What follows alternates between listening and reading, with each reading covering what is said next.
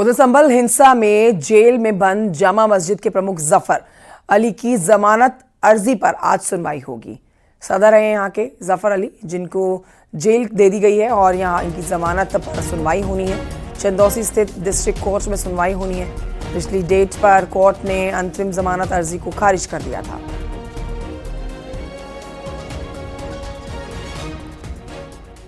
तो बयान, बड़ी खबर आपको बता रहे हैं। संभल हिंसा में जेल में बंद है जामा मस्जिद के जफर अली, सदर हैं यहाँ के, और जमानत अर्जी पर आज सुनवाई होने वाली है। ये महत्वपूर्ण हो जाएगा देखना कि कोर्ट की कार्रवाई में जमानत मिलती है या फिर नहीं।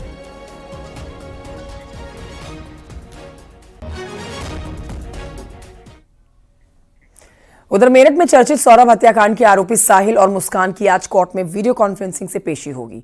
मुस्कान और साहिल की न्यायिक हिरासत के आज 14 दिन पूरे हो रहे हैं।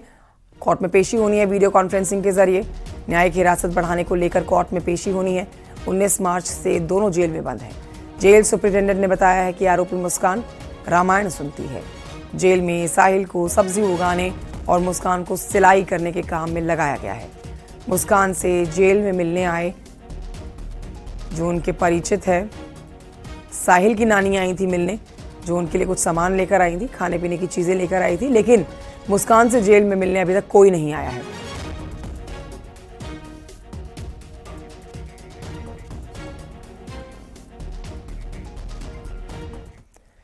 राज्य में कई जगहों पर आग लगने की घटनाएं हुई हैं। आपको हम दिखाते हैं दो तस्वीरें, दो अलग अलग जगहों की तस्वीरें आप देखेंगे जहां से आप आग लगने की ये जानकारी लेंगे। एक तस्वीर शाहजहांपुर की है, दूसरी सुल्तानपुर की है।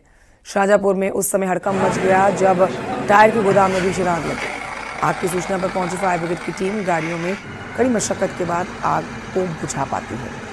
इसके बाद आपको बताएं कि आग से गोदाम में जो रखे हुए टायर थे जलकर राख हो गए और काफ़ी ज़्यादा नुकसान हुआ है। बताया जा रहा है कि पड़ोस में रखे हुए बिजली के ट्रांसफार्मर की वजह से आग लगी। उधर सुल्तानपुर के पर्यावरण पार्क में संदिग्ध हालत में आग लग गई। स्थानीय लोगों की सूचना पर दमकल कर्मियों ने आग पर काबू पाया। आग लगने की वजह का भी पता नहीं लग सका है।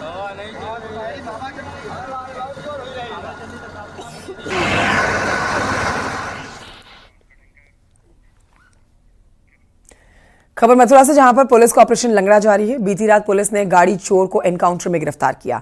मुठभेड़ में 5000 का इनामी बदमाश घायल हुआ है। कब्जे से इसके चोरी की 13 बाइक, तमंचा और कारतूस बरामद किया गया है। पुलिस ने एनकाउंटर से पहले एक छात्र को गिरफ्तार किया। पूछताछ के बाद पुलिस ने इनामी को गिरफ्तार कर लिया। चोरी की जो कि अलग अलग जगह से चोरी की गई हैं वो बरामद हुई। इस व्यक्ति पर 5000 रुपए का इनाम भरतपुर से है तथा ये फरह और जैस से वांटेड चल रहा था। इस घायल व्यक्ति को नज़दीकी अस्पताल में इलाज के लिए भर्ती कराया गया है। मौके से 13 बाइकें, एक तमंचा, भारी मात्रा में कारतूस, मोटरसाइकिल को खोलने वाली मास्टर की इत्यादि बरामद हुई है। इनसे अन्य अभी विस्तृत पूछताछ की जाएगी तथा इसमें जो अन्य लोग भी शामिल हैं उनके ऊपर भी कार्रवाई की जाएगी। हाथरस से खबर, जहां पर पुलिस ने मुठभेड़ में मंदिर से चोरी के आरोपी को गिरफ्तार किया है। शातिर की पहचान शोएब उर्फ कुब्बा के तौर पर हुई है। बता दें आपको, मंदिर से हनुमान जी की मूर्ति का मुकुट, घंटा, लोटा, कैश चोरी किया गया था इस शख्स के द्वारा। तभी से पुलिस इसकी जांच में लगी हुई थी। नगला धन सिंह कुंवरपुर रोड पर ये पुलिस के द्वारा किया गया एनकाउंटर, जिसकी तस्वीरें भी आप देख रहे हैं।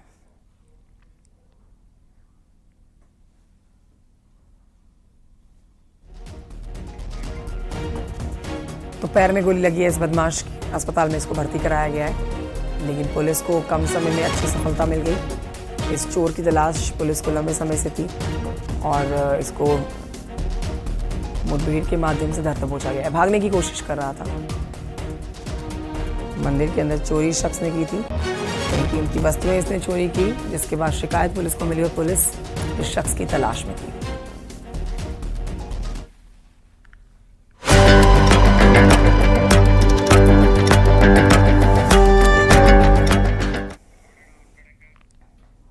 और आज की बड़ी खबर आपको बताते हैं। लोकसभा में वक्फ संशोधन बिल पेश किया जाएगा। संसदीय कार्य मंत्री किरेन रिजिजू लोकसभा में संशोधन बिल को पेश करेंगे। लोकसभा में बोलने के लिए एनडीए को 5 घंटे मिलेंगे। लोकसभा में बीजेपी के 7 सांसद बिल के समर्थन में बोलेंगे। बीजेपी ने अपने सभी लोकसभा सांसदों के लिए व्हीप जारी कर दिया है। लोकसभा में अनिवार्य रूप से रहने के लिए कहा गया है अपने सांसदों को। वहीं वक्फ संशोधन विधेयक को लेकर समाजवादी पार्टी ने भी अपने सांसदों के लिए व्हीप जारी कर दिया है। सदन में मौजूद रहेंगे समाजवादी पार्टी के भी सांसद।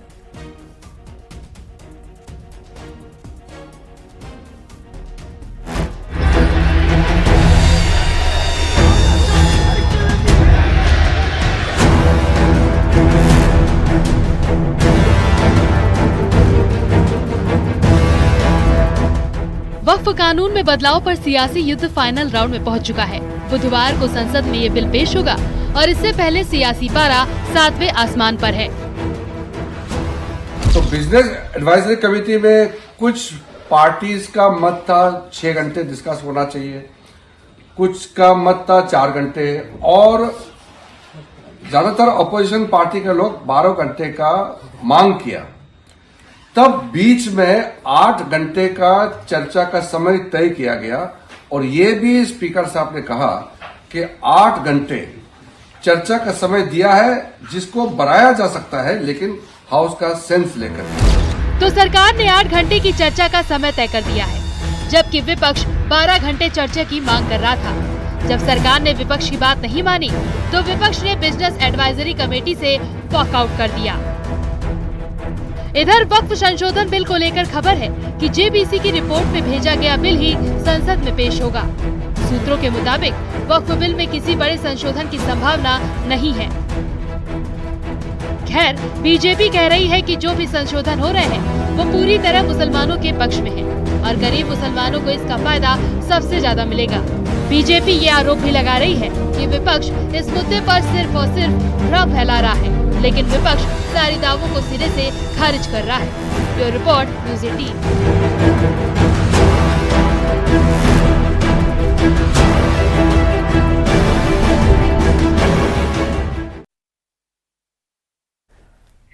तो वक्फ संशोधन बिल पर मौलाना तौकीर रजा का बयान भी आया सामने। ताकत का गलत इस्तेमाल हो रहा है, मुसलमानों पर हो रही है ज्यादती। जो काम करने चाहिए वो करें, ईश्वर की शपथ के साथ हो रहा है धोखा। ताकत के जोर पर काम हो रहा है, हिंदू समाज को बरगलाने की कोशिश हो रही है। तौकीर रजा का ये बयान आपके सामने कि ताकत का गलत इस्तेमाल हो रहा है और ये काम वो लोग कर रहे हैं जो मुगलों का नाम लेते रहे हैं कि उन्होंने अपनी ताकत का गलत इस्तेमाल किया। तो उनमें और आप में कुछ अंतर रहना चाहिए जो नहीं रखा जा रहा है और ज़्यादती करने का काम किया जा रहा है। ख़ास तौर से वक्फ विधेयक ले आइए, कोई हर्ज नहीं है, आप ला रहे हैं और किसी की परवाह मत कीजिए, कोई कितना ही विरोध करता रहे, आपने जो करना है वो करना है। लेकिन जो काम करने चाहिए, ख़ास तौर से मैं एक बात कहता हूँ कि हिंदू समाज को वर्गलाने के लिए ये तमाम काम किए जा रहे हैं और जो इन्होंने ईश्वर की शपथ ली है उसके विरुद्ध काम हो रहा है। तो ये ईश्वर के साथ धोखा करने का काम किया जा रहा है, मुसलमानों को नहीं सताया जा रहा है, ये अपने साथ अच्छा नहीं कर रहे हैं। तो अब आप ताकत के जोम में जो चाहे कर सकते हैं और आपको इस बात का एहसास है कि जो कमज़ोर है उसे और कमज़ोर किया जाए और उसे और ज़्यादा दबाया जाए। तो जो अन्याय हो रहा है इसका जितना विरोध किया जाना चाहिए उतना विरोध नहीं हुआ है। उधर मुख्यमंत्री योगी आदित्यनाथ ने भी वक्फ और बुलडोजर एक्शन पर दो शब्दों में जवाब दिया। वक्फ बिल पेश होने से पहले यूपी में पुलिस प्रशासन अलर्ट मोड पर है। हर अच्छे कार्य का विरोध होता है, वैसे ही वक्फ संशोधन विधेयक पर भी ये हो हल्ला हो रहा है। लेकिन मैं कहता हूं जो हो हल्ला कर रहे हैं इनसे पूछना चाहता हूं कि इन्होंने कोई ऐसा काम वक्फ बोर्ड के माध्यम से किया हो जो वेलफेयर का हो। छोड़िए, सब समाज की बात छोड़िए, मुस्लिम समाज का ही कोई कल्याण किया हो उस प्रॉपर्टी का।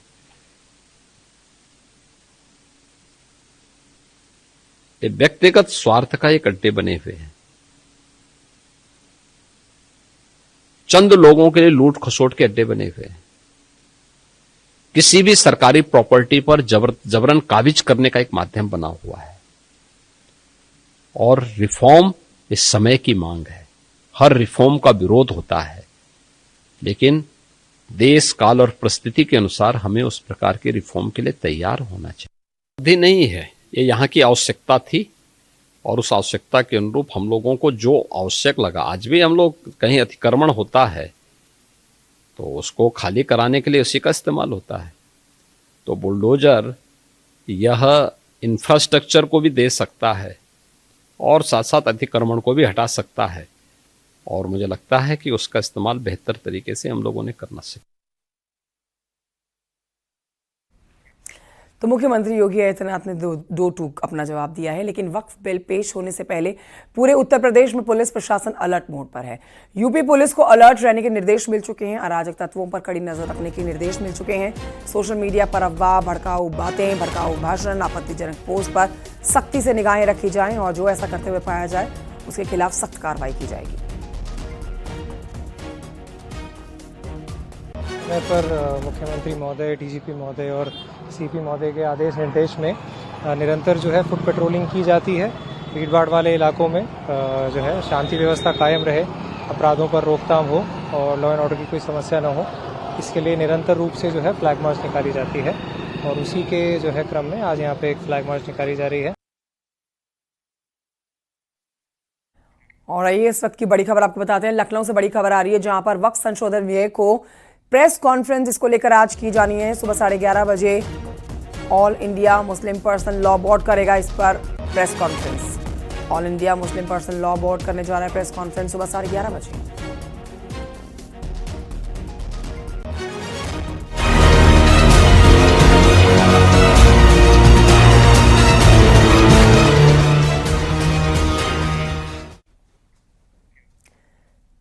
गाजियाबाद में आरएसएस और बीजेपी की आज समन्वय बैठक होने जा रही है। इस बैठक में सीएम योगी आदित्यनाथ शामिल होंगे। संघ की तरफ से सरकार्यवाह अरुण कुमार मौजूद रहेंगे। इस बैठक में यूपी बीजेपी के प्रदेश अध्यक्ष भूपेंद्र चौधरी, प्रदेश संगठन महामंत्री धर्मपाल सिंह शामिल होंगे। संघ की तरफ से सरकार्यवाह अरुण कुमार के साथ ही अन्य पदाधिकारी भी बैठक में शामिल होंगे। सुबह 11 बजे गाजियाबाद के नेहरू नगर में सरस्वती विद्या मंदिर स्कूल के ऑडिटोरियम में ये बैठक शुरू होने जा रही है। सीएम योगी दोपहर 2:30 बजे तक इस बैठक में मौजूद रहने जा रहे हैं। बैठक में 2027 के विधानसभा चुनाव को लेकर संगठन, सरकार और आरएसएस के बीच में समन्वय बढ़ाने को लेकर चर्चा की जाने की संभावना है।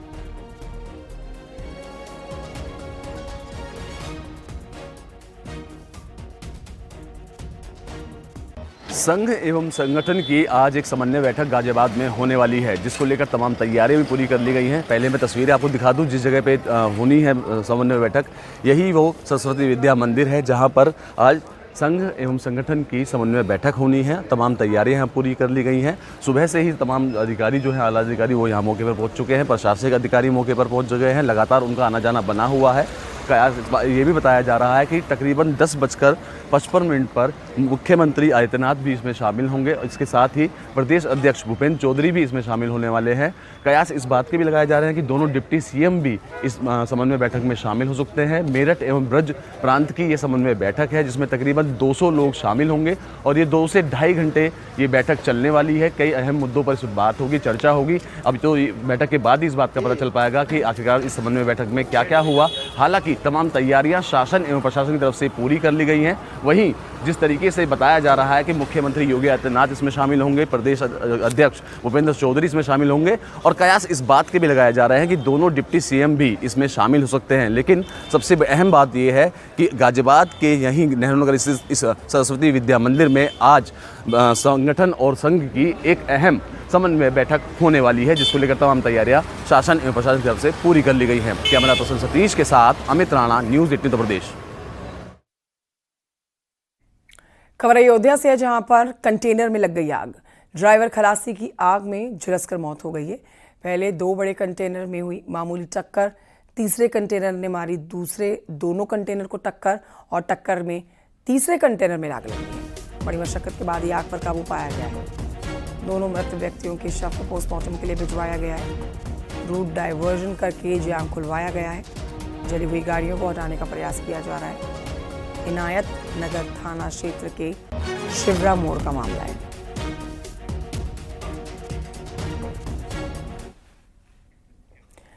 मुजफ्फरनगर से खबर, जहां पर दिल्ली देहरादून नेशनल हाईवे 58 पर कार और ट्रैक्टर ट्रॉली की टक्कर हो गई और इस हादसे में 2 महिला के साथ 2 बच्चों की मौत हो गई है। 2 लोग गंभीर रूप से घायल भी हुए हैं।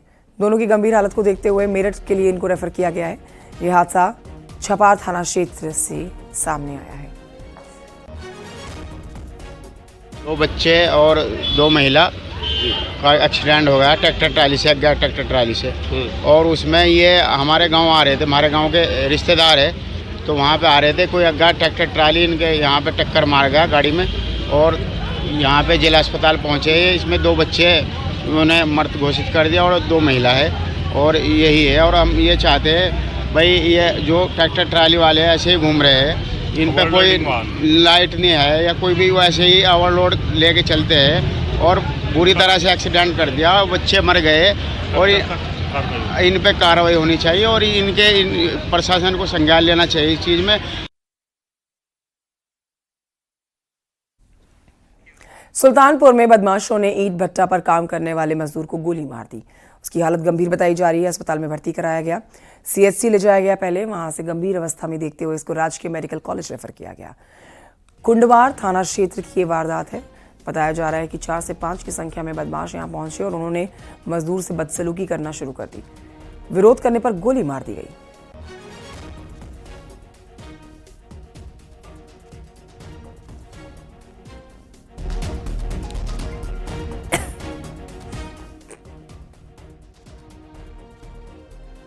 एक भट्टे पे काम करने वाले लेबर पे मामला सामने आया। पुलिस इसकी जांच में जुटी है। सर, क्या कुछ अभी बात हुई है कि कितने बदमाशों ने गोली मारी है, क्यों मारी है? अभी स्पष्ट रूप से जो उन्होंने बयान दिया है, कुछ लोग आए और कुछ बात की, गोली चलाई। प्रथम दृष्टया यही मामला आया और गहनता से इसकी जांच की जा रही है।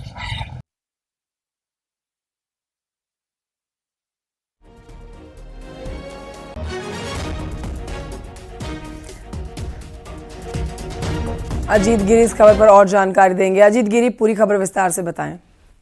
जी, मैं आपको बताना चाहूंगी कि थाना कुड़वार क्षेत्र में बीती रात भट्टे पर एक युवक अपना वहां पर झुकाई कर रहा था, जहां पर 4 से 5 की संख्या में बदमाश आते हैं, जो कि 2 ऊपर चढ़कर बदमाश को गाली गलौज करते हुए, और जब वह भट्टा जो मजदूर होता है वो विरोध करता है तो उसको 2 पैर में गोली मार दी जाती है, जिससे वहां पर हड़कंप मच जाता है और हवाई फायरिंग 3 से 4 राउंड तक हवाई फायरिंग करके बदमाश मौके से फरार हो जाते हैं। जब इसकी सूचना पुलिस को लगती है तो पुलिस आनंद फानन में घायल को सीएचसी भर्ती कराता है, जिसकी हालत गंभीर देखकर उसे मेडिकल रेफर कर दिया जाता है, सुल्तानपुर मेडिकल। वहां पर सीओ सिटी समेत तमाम आला अधिकारी मौके पर पहुंच जाते हैं, जिसकी मामले की जांच चालू हो जाती है। लेकिन वहीं अगर स्थानीय पुलिस की बात करें तो स्थानीय ये जो भाजपा नेता बताए जाते हैं जिनके भट्टे पर ये गोली चली है, पिछली बार भी इनके यहाँ एक बार गोली चल चुकी है, एक बार पहले भी घटना हो चुकी है। तो कहीं न कहीं ये थाना प्रभारी की भी लापरवाही बताते हैं, क्योंकि मौजूदा थाना प्रभारी की पहले जब गोली चली तब भी मौजूदा थाना प्रभारी थे। इस वक्त शुक्रिया आपका अजीत गिरी जानकारी के लिए।